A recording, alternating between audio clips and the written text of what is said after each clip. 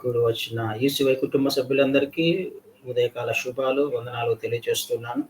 దేవాది దేవుని మహాకనికరం చొప్పున మరొక వారము ఈసీవైలో వాక్య పరిచర్య చేయడానికి నాకిచ్చిన అవకాశంను బట్టి ఆయనను ఎంతగానో స్తుతిస్తున్నాను. మంచిదండి. మనం ఈ మాసంలో క్రిస్మస్ సీజన్‌లోకి ప్రవేశించాం కదండీ. డిసెంబర్ మాసం అనంగానే ఒక ఒక రకమైన ఆనందం, సంతోషం కదా. క్రీస్తు వారి జన్మదినాన్ని పురస్కరించుకొని ఒక నెల రోజులు మనం సెలబ్రేట్ చేసుకుంటూ ఉంటాం. చాలా మంచిది.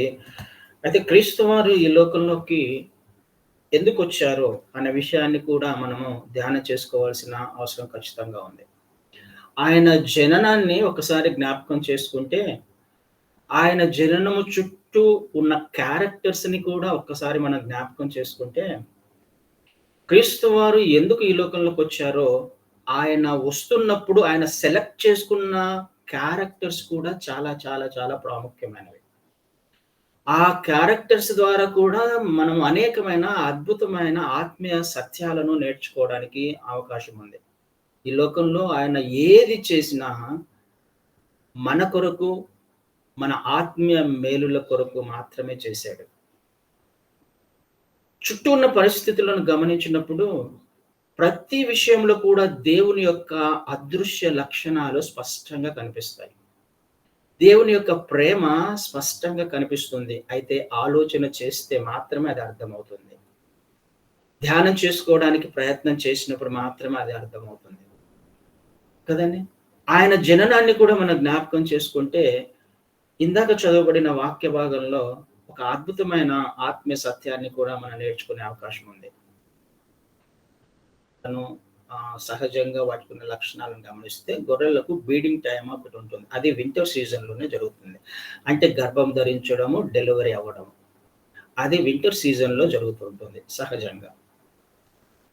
అయితే వీళ్ళందరూ గొర్రెల కాపరులు ఏం చేస్తున్నారు అనంటే, ఇలాంటి గొర్రెలను తీసుకొని వెళ్ళి బెత్లెహేముకి ఒక 2, 3 కిలోమీటర్లు, ఒక 2, 3 మైల్స్ బయట మందల గోపురము అనే ఒక స్థలం ఉంది. ఒక ప్లేస్ ఉంటుంది. అది మనకు మీకా 4:8లో కనబడుతది ఆ మాట. మందల గోపురమా, the tower of the flock అంటారు దాన్ని.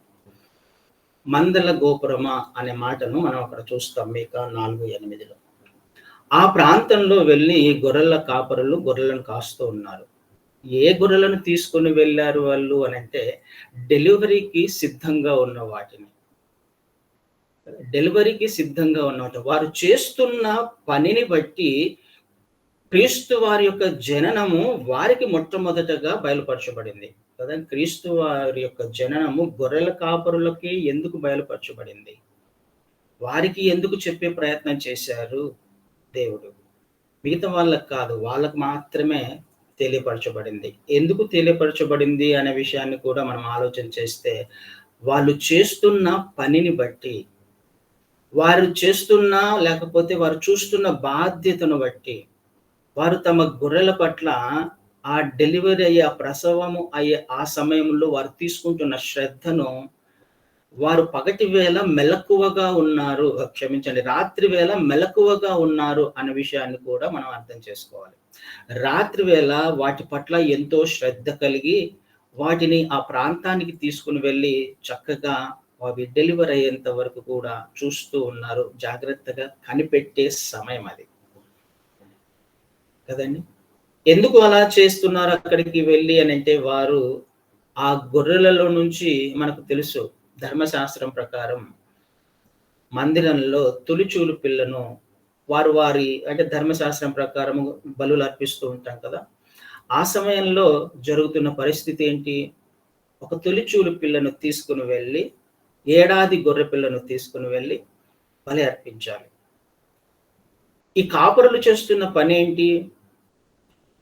ఆ ప్రసవించిన ఆ గొర్రెలను తీసుకొని, గొర్రె పిల్లలను తీసుకొని, ఏడాది గొర్రె పిల్లలను తీసుకొని, లేకపోతే తొలిచూలు గొర్రె పిల్లలను తీసుకొని సెపరేట్ చేస్తున్నారు. అక్కడ సెపరేట్ చేసే ప్రయత్నంలో వాళ్ళు గొర్రెలను చాలా జాగ్రత్తగా కాపాడుకుంటూ కనిపెడుతూ ఉన్నారు. వాటి తొలిచూలు ఏవైతే పుట్టాయో వాటిని సెపరేట్ చేసి, వాటిని చక్కగా క్లీన్ చేసి, పొత్తిగుడ్డలో చుట్టి వాటిని మందిరంలో తీసుకొని వెళ్లి అమ్ముతారు.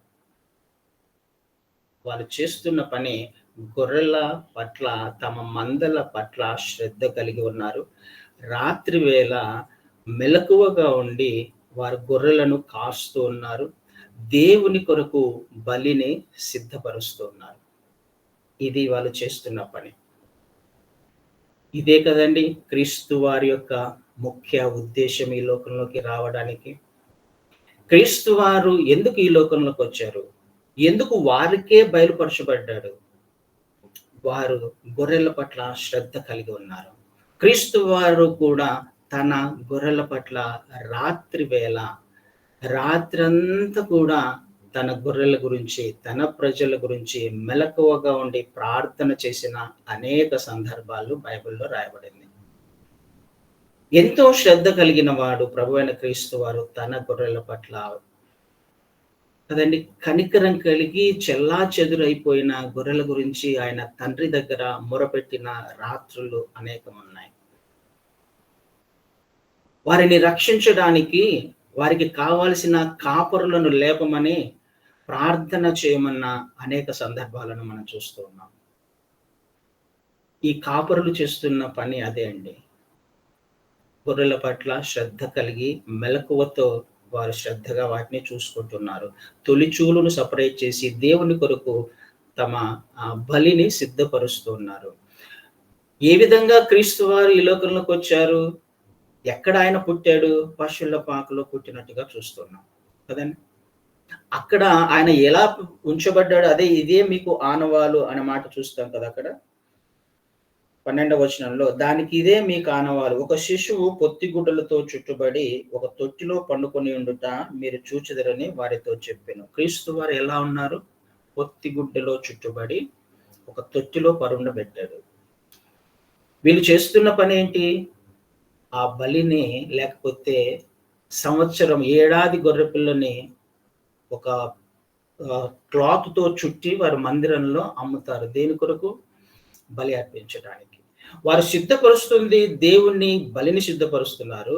ఇక్కడ దేవుడు ఈ లోకంలోకి బలియాగముగా ఈ లోకంలోకి రావడానికి, లేకపోతే సకల మానవాళి పాపమును మోసుకొని పోవడానికి, బలిగా అర్పించబడడానికి ప్రభువైన క్రీస్తు వారు ఈ లోకంలో జన్మించారు కదండి. ఇదే మనం అర్థం చేసుకోవడానికి ప్రయత్నం చేయాలి.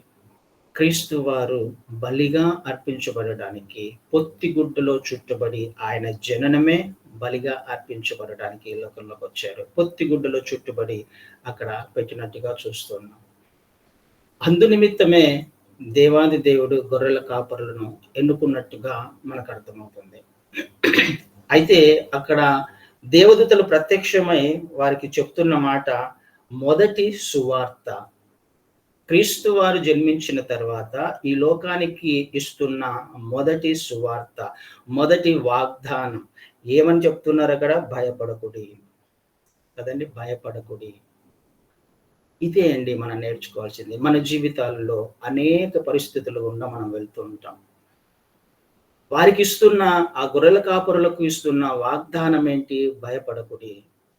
ఎందుకు వారు భయపడుతున్నారు? గొర్రెల కాపరులు ఆనాటి సమాజంలో చాలా తక్కువ క్యాడర్‌లో ఉన్నవాళ్ళు. అంటే లోయెస్ట్ క్యాడర్‌లో ఉన్నవాళ్ళు.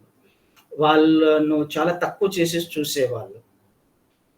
దేవుడు ఎన్నుకోవడంలో ఒక ముఖ్య ఉద్దేశ్యం కూడా అదే. కొరింథీయులకు రాసిన మొదటి పత్రికలో మనం ఆ మాట చూస్తాం. మొదటి అధ్యాయంలో జ్ఞానులను సిగ్గుపరచడానికి ఆయన వెర్రివారిని ఎన్నుకున్నట్టుగా చూస్తాం. ఈ లోకంలోని అధికారులను, లోకం యొక్క గొప్పతనాన్ని సిగ్గుపరచడానికి, జ్ఞానాన్ని సిగ్గుపరచడానికి ఆయన వెర్రివారిని ఎన్నుకున్నాడు. వారి ద్వారానే సువార్త ప్రకటించబడింది ఈ లోకంలో. వారి ద్వారానే కదా మనం తర్వాత చూస్తాం. వారు సువార్తను ప్రకటించుకుంటూ ఆనందించి స్తోత్ర గానము చేయుచు తిరిగి వెళ్ళిపోయారు అక్కడి నుంచి. ఎంత అద్భుతమైన సంఘటన కదండి. ఇది మనం ఆలోచన చేయడానికి ప్రయత్నం చేయాలి. చాలా తక్కువగా వారు ఆ సమాజంలో తృణీకరించబడిన స్థితిలో వారు జీవించేవారు అక్కడ. ఆ సమయంలో వాగ్దానం, భయపడకండి, మీ కొరకు రక్షకుడు పుట్టాడు అనే మాటను చూస్తాం కదా. దావీదు పట్టణమందు నేడు రక్షకుడు మీ కొరకు పుట్టి ఉన్నాడు. మీ కొరకు పుట్టి ఉన్నాడు. ఎవరి కొరకు? మీ కొరకు. అందరి కొరకా? పైననేమో ఒక మాట చూస్తాం. ప్రజలందరికీ కలగబో మహా సంతోషకరమైన సువార్త. క్రీస్తు వారి జననము ఈ లోకంలో ప్రజలందరికీ మహా సంతోషకరమైన సువార్త. అందరికీ సువార్త ఇది. అందరికీ సంతోషాన్ని కలిగించేది. ప్రతి మనిషికి సంతోషాన్ని కలిగించేది. అయితే మీ కొరకు క్రీస్తు వారి లోకంలో పుట్టాడు. ఎవరి కొరకు? మీ కొరకు అనే మాటను చూస్తున్నాం. గొర్రెల కాపరుల కొరకు. వాళ్ళ కొరకేనా? అవును, వాళ్ళ కొరకే. అందరి కొరకు కాదు. వాళ్ళ కొరకే అంటే అర్థం ఏంటి? వారు చేస్తున్న పనిని బట్టి, వారు జీవిస్తున్న జీవితాన్ని బట్టి, వారి యొక్క సమాజంలో వారున్న స్థితిని బట్టి అలాంటి వారి కొరకు ప్రభువైన క్రీస్తు వారు ఈ లోకంలో జన్మించారు. వాళ్ళు ఏం చేస్తున్నారు?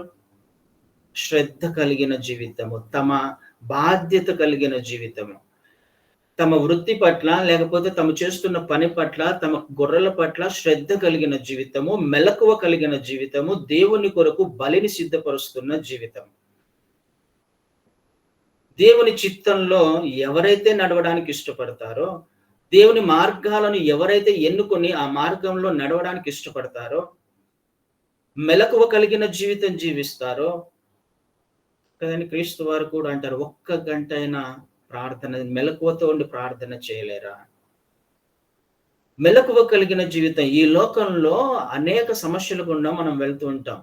అలక్ష్యముతో జీవిస్తూ ఉంటాం.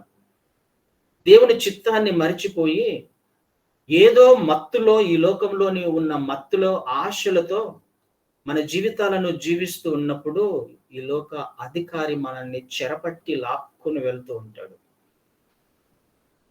కానీ ఆ విషయాన్ని గ్రహించిన వారి కొరకు క్రీస్తు వారు ఈ లోకంలో జన్మించారు. మెలకువగా ఉన్న జీవితం.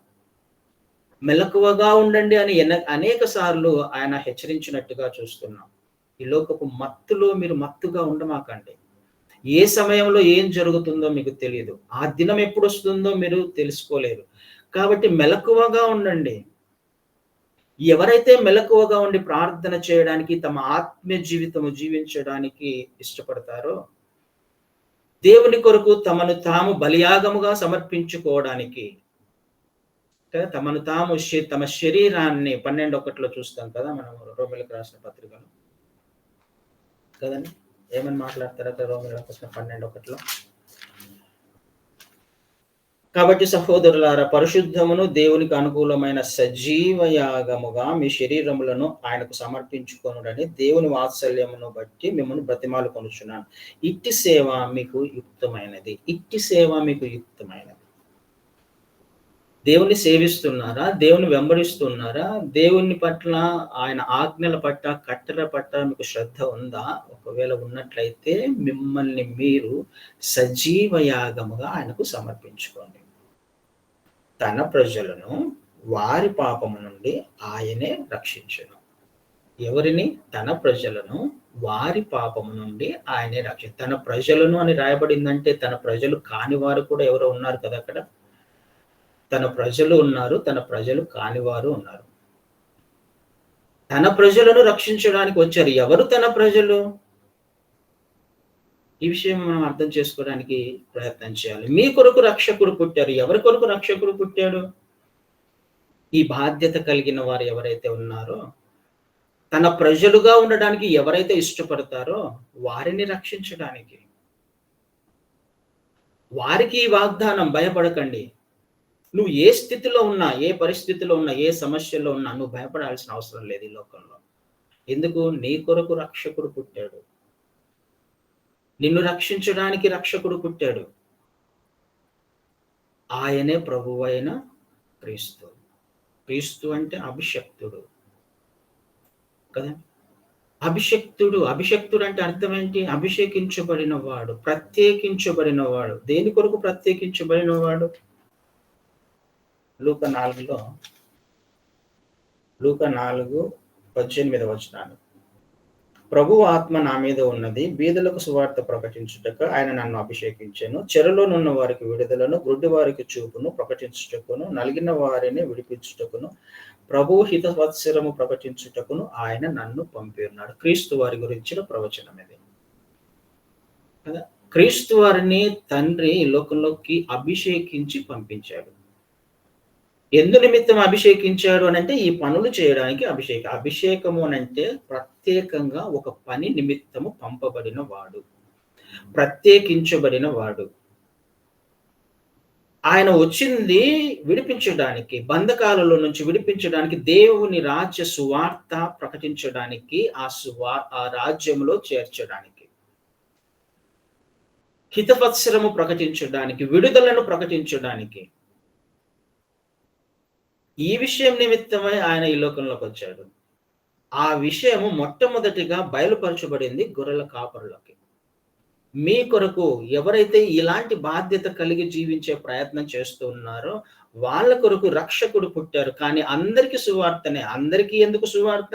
నువ్వు ఒకవేళ రక్షకుని అంగీకరించినట్లయితే అది నీకు సువార్త. నువ్వు కూడా రక్షించబడతావు. ఆయన నిన్ను రక్షించడానికి ప్రత్యేకించబడి లోకంలోకి వచ్చాడు. నిన్ను మాత్రమే రక్షించడానికి ప్రత్యేకించబడ్డాడు. నువ్వు ఏ పరిస్థితిలో వెళ్తున్నా, ఏ సమస్యలో వెళ్తున్నా, ఏ భయముతో జీవిస్తున్నా, ఏ బంధకాలలో ఉన్నా, నీకు విడుదలను ప్రకటించడానికి ప్రభువైన క్రీస్తు వారు ఈ లోకంలోకి పుట్టాడు. అందుకనే భయపడకండి. మొట్టమొదటి వాగ్దానం క్రీస్తు వారు పుట్టినప్పుడు. ఎక్కడి నుంచి వచ్చింది ఈ వాగ్దానము? పరలోకము నుండి వచ్చిన వాగ్దానం ఇది. పరలోక సైన్య సమూహము, మరి అక్కడ పరలోకం అంతా ఖాళీ అయిపోయిందేమో బహుశా. క్రీస్తు వారు పుట్టినప్పుడు పరలోక సైన్య సమూహాన్ని చూస్తున్నాం అక్కడ మనం. ఎంత అద్భుతమైన, ఎంత ధన్యత గొర్రెల కాపరులకి. చూస్తున్నారు, ఆ పరలోక సైన్య సమూహాన్ని చూస్తున్నారు వాళ్ళు. చూశారు అన్న మాట చూస్తాం మనం లూకా సువార్తలో. ఆ మాట 2వ అధ్యాయంలో 15వ వచనంలో ఆ మాట కనపడుతుంది. ఆ దూతలు తన యొద్ద నుండి పరలోకమునకు వెళ్ళిన తరువాత, కదా, పరలోకమునకు వెళ్ళిపోయారు. ఆ మాట చెప్పి వాళ్ళు వెళ్ళిపోయారు. అంటే వాళ్ళు చూశారు, పరలోక సైన్య సమూహాన్ని చూశారు వాళ్ళు. ఎంత అద్భుతమైన వాగ్దానం, లేకపోతే ఎంత అదృష్టం కదండి వాళ్ళకి. అద్భుతమైన సువార్త విన్నారు. వాళ్ళకు భయం లేదు. రక్షకుడు మా కొరకు పుట్టాడు. ఇది ప్రజలందరికీ ఒక సువార్త. మరి ప్రజలందరికీ సువార్త అయినప్పుడు అక్కడ బయలుపరచబడింది మాత్రం కొంతమందికే. ఇప్పుడు ఈ ప్రజలందరికీ ఈ సువార్త ఎలా వెళ్ళాలి? ఎవరికైతే బయలుపరచబడిందో, ఈ సువార్తను ఎవరైతే అంగీకరించారో, రక్షకుడు నా కొరకు పుట్టాడు అని ఎవరైతే అంగీకరిస్తారో, ఆయన ఈ రోజు నా జీవితంలో, నా హృదయంలో పుట్టాడు, ఆ ఆనందాన్ని ఎవరైతే అనుభవిస్తారో వాళ్ళు ప్రకటించాల్సిన బాధ్యత వారికి ఉంది. వాళ్ళు సకల మానవాళికి, లేకపోతే ప్రజలందరికీ, ఎవరికైతే ఇంకా తెలియలేదో ఈ లోకంలో రక్షకుడు పుట్టాడని, ఈ సువార్త ఎవరికైతే అందలేదో ఆ సువార్తను ప్రకటించే బాధ్యత వారికి ఉంది కదండి. వాళ్ళకు బయలుపరచబడింది, వాళ్ళు వెళ్ళి చెప్పాలి. ఇప్పుడు రక్షకుడు పుట్టాడు మన కొరకని. నీకు బయలుపరచబడింది, నువ్వు వెళ్ళి చెప్పాలి ఇప్పుడు. అదే క్రిస్మస్ అంటే కదండి. క్రీస్తు వారు ఈ లోకంలోకి పుట్టారు. పుట్టిన విషయము తెలియని వారు అనేక మంది ఉన్నారు. ప్రత్యేకించబడి ఆయన ఈ లోకంలో పుట్టాడు పాపము నుండి విడిపించడానికి. తన ప్రజలను వారి పాపం నుండి ఆయనే రక్షించడానికి. ఆయన పేరు ఇమ్మానుయేల్ అని పెట్టబడింది. ఇమ్మానుయేల్ అని అంటే తోడుగా ఉండేవాడు. ఆయన ఎప్పుడు తోడుగా ఉంటాడు? సదాకాలము నేను మీకు తోడుగా, యుగ సమాప్తి వరకు తోడుగా ఉంటాననే వాగ్దానం ఉంది మనకి. ప్రతి పరిస్థితులలో, ప్రతి సందర్భంలో ఆయన నీకు, నాకు, మనకు తోడుగా ఉండి, కూడా ఉండి నడవడానికి ఇష్టపడుతున్నాడు. ఎప్పుడు ఈ బాధ్యత కలిగితే, ఈ లక్షణాలు ఒకవేళ కలిగి ఉన్నట్లయితే, మనము కూడా శ్రద్ధ కలిగి మెలకువతో మనకివ్వబడిన బాధ్యతను చక్కగా నెరవేరుస్తూ జీవిస్తూ ఉన్నప్పుడు ఆయన మనకు తోడుగా ఉండి తన పనిని చేసుకోవడానికి అవకాశం ఉంది. ఏం పని అది? ప్రత్యేకించబడిన వాడు కదా నువ్వు, నేను, మనం కూడా. క్రైస్తవుడు అంటే ఎవరు? అభిషేకించబడిన వాడు. క్రీస్తు వారు అభిషేకించబడి ఈ లోకంలోకి వచ్చాడు. ఆయన విడిపించడానికి, ఆయన దేవుని రాజ్య సువార్త ప్రకటించడానికి ప్రత్యేకించబడిన వాడు ఈ లోకంలోకి వచ్చాడు. మరి క్రీస్తు వారిని నమ్ముకున్న తర్వాత నువ్వు కూడా ప్రత్యేకించబడిన వాడవే కదా, నువ్వు కూడా ప్రత్యేకించబడిన దానవే కదా. క్రైస్తవుడు అంటే అర్థం ఏంటి? క్రీస్తు వారి అభిషేకాన్ని కలిగి ఉన్నాం మనం. క్రీస్తును వెంబడిస్తున్న వారము. క్రీస్తును వెంబడిస్తున్నామంటే క్రీస్తు వారి అభిషేకము నీలో నాలో కూడా ఉంది, మన మీద ఉంది. అంటే ఏంటి? అభిషేకం అంటేనే ప్రత్యేకించబడిన వాడు అని అర్థం. దేని కొరకు ప్రత్యేకించబడిన వారము? ఈ గొర్రెల కాపరులు ఇప్పుడు ప్రత్యేకించబడిన దేని కొరకు? సువార్త ప్రకటించాలి వారు. నాకు బయలుపరచబడింది, నేను చేయాల్సిన పని సువార్త ప్రకటించాలి. క్రీస్తు వారి గురించిన సువార్తను ప్రకటించాలి. ఈ లోకంలో తెలియని వారు అనేక మంది ఉన్నారు.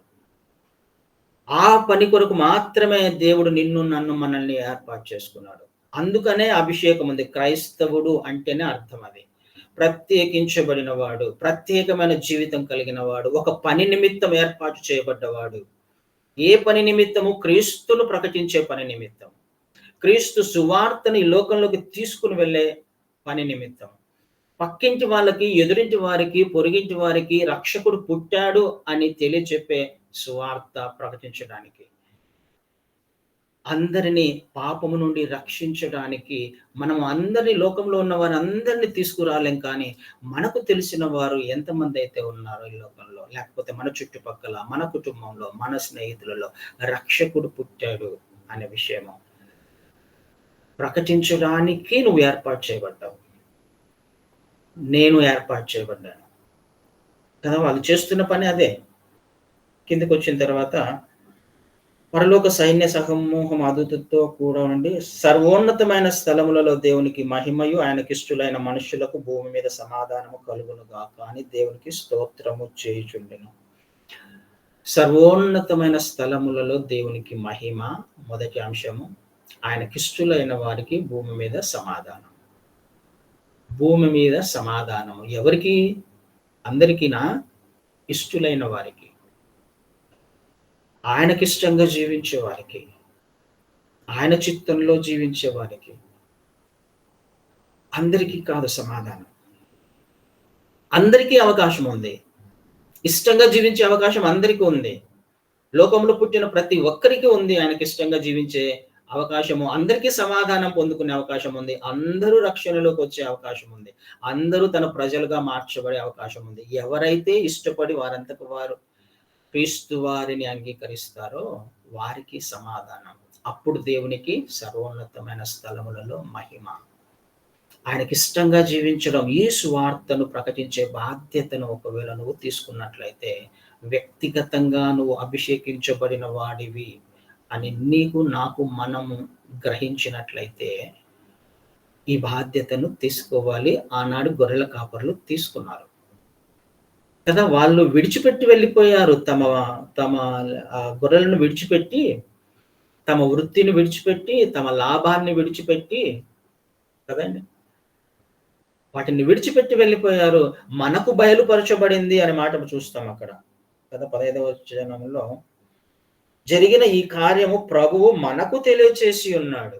మనకు తెలియచేసి ఉన్నాడు, మీకు తెలియచేసి ఉన్నాడు. మనకు బయలుపరచబడింది రక్షకుడు పుట్టాడు అని.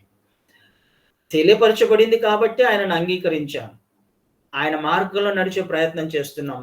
ఏం చేయాలి తెలుసుకొని వారు చేసిన పని చేయాలి. ఏం చేస్తున్నారు? వెళ్ళారు ఆయనను దర్శించడానికి, చూడడానికి. ఏదైతే విన్నారో దానిని అక్కడికి వెళ్ళి వాళ్ళు చూశారు కదా. రెండు మ్యాచ్ అయిపోయాయి అక్కడ. వారు విన్నది, వారు కన్నది రెండు మ్యాచ్ అయిపోయినప్పుడు ఆయనను స్తుతిస్తున్నారు అక్కడికి వెళ్ళి కదండి. ఇది అనుభవంలోకి రావాలి మనకు. మనం ఏదైతే విన్నామో, రక్షకుని గురించి ఏదైతే విన్నామో, ఆయన రక్షణ కార్యం అయితే ఏదైతే విన్నామో, అది నువ్వు అనుభవపూర్వకంగా ఆయనను ఎక్స్పీరియన్స్ చేసినప్పుడు నీలో నుంచి వచ్చేది ఆరాధన కదండి. ఈ అనుభవంలోకి రావాలి క్రైస్తవుడు. తెలుసుకున్నంత మాత్రమా కాదు, వాగ్దానాలు చదువుకున్నంత మాత్రాన కాదు. అనేకమైన వాగ్దానాలు ఉన్నాయి. భయపడకూడదు అనేది ఒక వాగ్దానం. ఈ వాగ్దానము నా జీవితంలో నెరవేర్చబడాలి. ఏ స్థితిలోనైనా నేను భయపడకుండా ఉండాలి. ఏ సమస్యలోనైనా నేను భయపడకుండా ఉండాలి. ఎందుకు? రక్షకుడు పుట్టాడు నా కొరకు. రక్షించడానికి పుట్టాడు ఆయన నా కొరకు. నా కొరకే ఆయన పుట్టినప్పుడు నా సమస్యల నుంచి ఆయన లేవనెత్తలేడా? నా బంధకాలలో నుంచి ఆయన విడిపించలేడా? ఆయన వచ్చిందే అందుకు అన్నప్పుడు తీసివేయలేడా ఈ సమస్యలని? అందుకనే నువ్వు భయపడకుండా నీ పరిస్థితులలో నువ్వు జీవిస్తున్నప్పుడు, దానిని అనుభవపూర్వకంగా తెలుసుకుంటూ ఉన్నప్పుడు, ఆ పరిస్థితులలో నీ జీవితంలో నుంచి వచ్చేది ఆరాధన, సాక్ష్యము, వెలుగు, అప్పుడు సమాధానము, దేవునికి మహిమ. కదండీ! వాళ్ళు స్తుతించుకుంటూ వెళ్లారు గొర్రెల కాపరులు. చూశారు, విన్నది, కన్నది ఎగ్జాక్ట్‌గా ఉంది. వారు స్తుతిస్తున్నారు. ఆ మాట మనకు చివరి వచనంలో లూకా సువార్త 20 వచనంలో, అంతటా ఆ గొర్రెల కాపరులు తమతో చెప్పబడినట్టుగా తాము విన్న వాటిని, కన్న వాటినన్నిటిని గూర్చి దేవుని మహిమపరచుచు స్తోత్రము చేయుచు తిరిగి వెళ్ళిరి. ఇది కదండీ ఆరాధన అంటే, ఇది కదండీ క్రిస్మస్ అంటే. వారు అనుభవించారు ఆ ఎక్స్‌పీరియన్స్‌ని. చూశారు వాళ్ళు. ఏదైతే చెప్పారో వచ్చి చూశారు. ఎగ్జాక్ట్‌గా పొత్తిగుడ్డలో చుట్టబడ్డాడు. రక్షకుడు పుట్టాడు. వస్తూ ఉన్నప్పుడు వాళ్ళు ఆ మందని విడిచిపెట్టి వస్తూ ఉన్నప్పుడు ఏం జరిగుంటుంది? ఏరా ఎక్కడికెళ్తున్నారు? మందని విడిచిపెట్టి ఎక్కడికి అనే అడిగేవారు ఉండుంటారు గదండీ! ఆ మార్గంలో ఎక్కడికెళ్తున్నారు విడిచిపెట్టి? ఎక్కడికెళ్తున్నారు మీరు? అడిగేవారు ఉండుంటారు. వెళ్లి చూసిన తర్వాత మళ్ళీ తిరిగి వస్తున్నప్పుడు వాళ్ళు ఏం చేసుంటారు? ఆ విషయాన్ని చెప్పుంటారు గదా! ఏదైతే చూసారో, రక్షకుడు మన కొరకు పుట్టార్రా ఈ లోకంలో. భయపడాల్సిన అవసరం లేదిక. స్వార్థ ప్రకటించుంటారు కదా! ఇది జరగాలండి. ఇది ఆరాధన. ఆయన పుట్టినప్పుడు జరిగిన సంఘటన. ఆయన నీ జీవితంలో, నా జీవితంలో పుట్టి ఉన్నట్లయితే, ఆయన ఏనాడో పుట్టాడు ఈ లోకంలో. కానీ నిజముగా ఆయన నా జీవితంలో పుట్టి ఉన్నట్లయితే, నా జీవితము మారిపోతుంది. నీ జీవితము మారిపోతుంది. అప్పుడు మాత్రమే నీలో నుంచి ఒక ఆరాధన వస్తుంది. అప్పుడు మాత్రమే నీలో నుంచి ఒక సాక్ష్యం వస్తుంది. అప్పుడు మాత్రమే ప్రజలందరికీ, ఎవరైతే ఇంకా తెలుసుకోలేరో క్రీస్తు వారిని, వారికి సంతోషకరమైన సువార్త. అప్పుడు నీకు సమాధానము, దేవునికి మహిమ, ఎదుటి వారికి రక్షణ. ఇది క్రిస్మస్ అంటే. ఇది జరగాలి మన జీవితంలో. ఆలోచన చేసే ప్రయత్నం చేద్దాం.